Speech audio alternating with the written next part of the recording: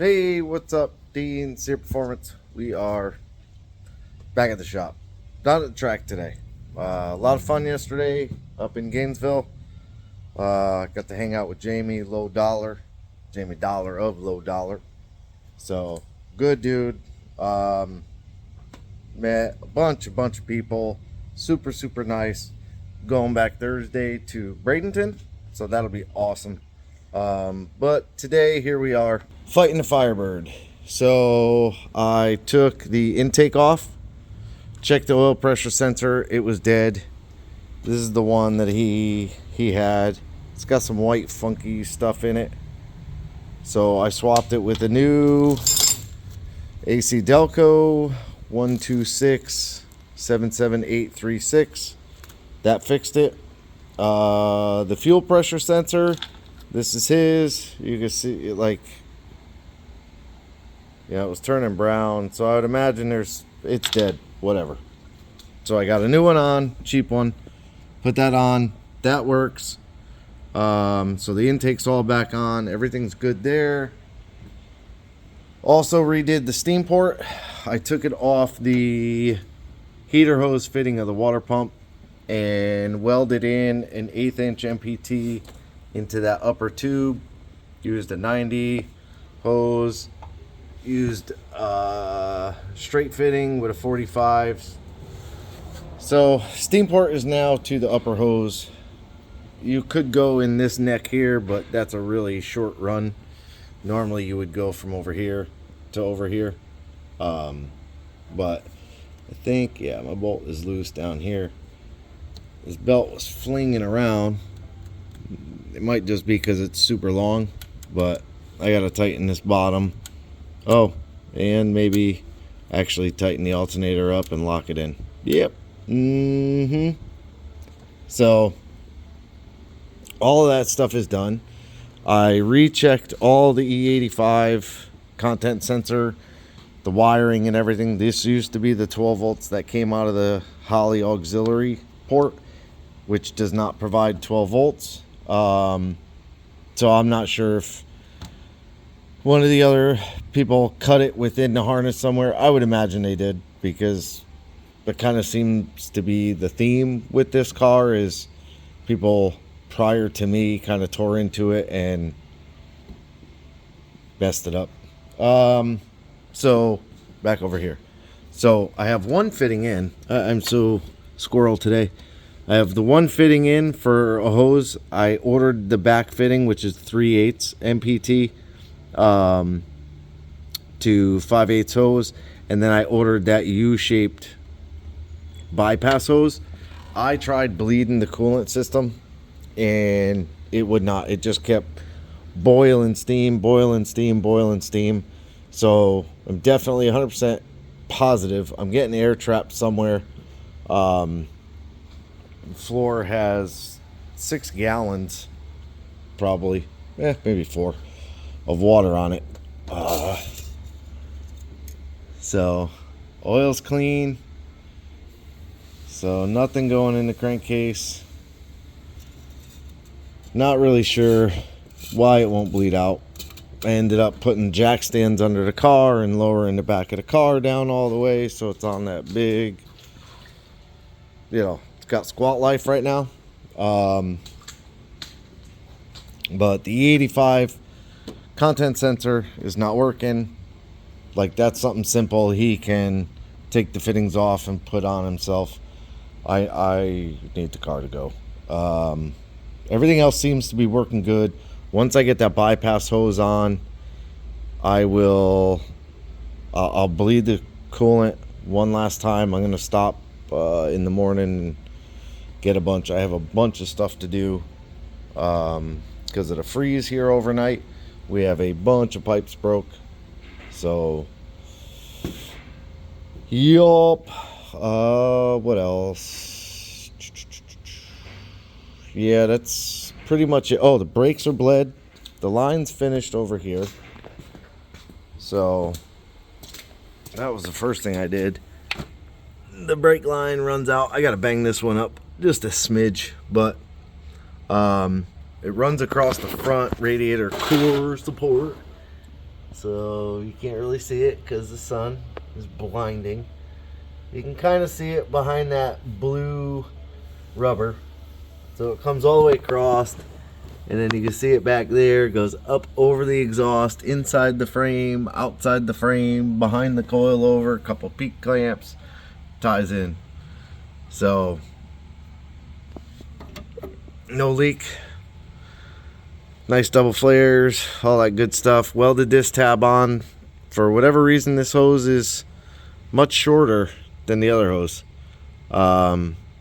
So basically I took and turned the wheel all the way to the left to measure where this tab had to go, and it was nowhere near it. So I could have either welded it down lower or welded it in the same place, and I bent it. It's all good. But I bled them, and the way I bled them, I think, pretty genius. I took a rubber hose from this side, and I had one big coil, so I ran it from that bleeder, which these bleeders are really small, like it's a 1/4 inch wrench. So I ran it from this bleeder all the way across, hooked it onto that bleeder. Then I snipped the hose in the middle and stuck both ends into the master cylinder, just like you do like a clutch bleed, and opened the bleeders and pumped it for about 2 minutes, and there was no fluid whatsoever. So I basically had to bleed a little bit of the proportioning valve, I would imagine. All new 2 front lines, all new calipers, so ton of air, and it took about 5 minutes total to bleed it, and the pedal is rock hard. So super happy about that. Hopefully this hose comes tomorrow. We shall see. Today is Monday, so if the hose comes and I can get this out of here tomorrow, that'd be pretty good. And then the black Camaro, I have the pumps for it on the shelf over there. Those 2 boxes right there are 2 Walbro 450 pumps. I'm not even going to deal with Deechworks anymore. Whatever the issue is, whether it be weather related or whatever it is, I'm not gonna wait around them. I'm not gonna keep him waiting on his car, me holding up my shop. Yeah. So I'm gonna put 2 Deechworks pumps, hang them in the tank like we normally do, and I did order the hydromat that they sell, or have to order the hydromat. I seen on theirs they have a dual pump and it goes into one hydromat, which I think is like very cool. So that would be a nice piece. I have 2 screens, I can use them, not a big deal. But I want to see if I could find that hydromat where 2 pumps click into it, like on their assembly for this car. So that would be pretty neat. I don't know. And the hydromat, I hear from others, a lot of other people, that the hydromat works really, really good at like sucking every ounce of fuel out of a car. So fingers crossed, we will get this off the lift, get his on the lift, tank out, pumps in, cross that off. The exhaust leak, I got to figure that out too, which I will figure that out. And then we can finish up the tune. It's like so close to being done that we can finish that up. He can get his whip back. It's nice cold air right now. Like this morning it was like 20 or 29, 30 degrees, something like that. Tomorrow is going to be like 29, 30 degrees. It's a little too cold. But like this is like boost weather. This week is gnarly boost weather. So really, really looking forward to Thursday, this week actually, watching the event and going Thursday to actually see. So yeah, we'll see. But for this one, that's it. Appreciate you watching. Oh, actually, one more thing. We have a whole bunch of Heim joints. What are they called? I know what they're called. I just can't think of it. For the anti-roll bar for the Mega Truck. that. What is that thing called? A bearing. Oh, I can't think of what it's called. For the life of me, I can't think of what this is called. 8 million times I can tell you what it is. Today, nope. So we have those, and I got to make the links that go down from here to the rear end. The new Dominator is here. So Dominator, you see, it was all a kit, like a universal kit. Has EV1 injectors, which are wrong. I need EV6, so that harness is ordered. LS1 harness that I'm going to have to cut apart.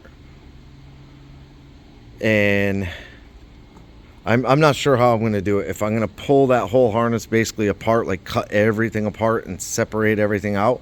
Because in this kit is the cam and crank sensor. So I have to pull the crank sensor out and see what plug end is on it.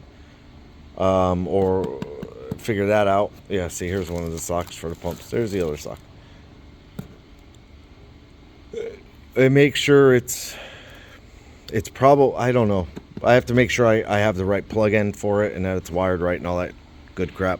But I believe I'm going to, being that this is that LS1, the crank sensor is kind of in the back of the block at the bottom. Cam sensor is back of the block at the top. So now I am converting this to crank, bottom front, cam, mid front. So both of those need to be extended very far. And both of those are shielded cables, if I remember correctly. See, like, crank is usually wrapped up in this foil, and I think it is shielded. And the cam, this is the cam, which should be a shielded cable as well.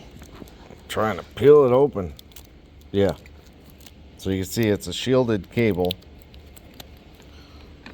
And then the crank is down there. Yeah, and that feels like a shielded cable also. So what I might have to do, because I don't know if this is the right plug for the crank, I may have to, I think this is the right cam sensor plug. I have to look at both now that I think about it. But I'm probably going to pull these completely out of the harness and reroute them as separate. And then kind of look over everything else, see where it is, figure stuff out. But I may end up like taking all this loom off and redoing the harness how I want, kind of make it into more of a custom harness. But we'll see. We'll see when it gets here. But it's coming soon. Very soon. So, yep. And there's his Pro Dash that they didn't give me a plug. This is my plug. They didn't give me the plug or the GPS thing for, but they have it. So that's coming. I got more fittings for the intake. That's not for the intake. That's for the other thing. More fittings for the intake. So I should have everything to do the bypasses or the crossover tubes, whatever you call them. Should have that. Yeah. Soon to be. But for this one, that's it. I'm out. I'm going home. Appreciate you watching. Like, subscribe, hit the bell to be notified of new videos. Leave me a comment, and as always, have a good day.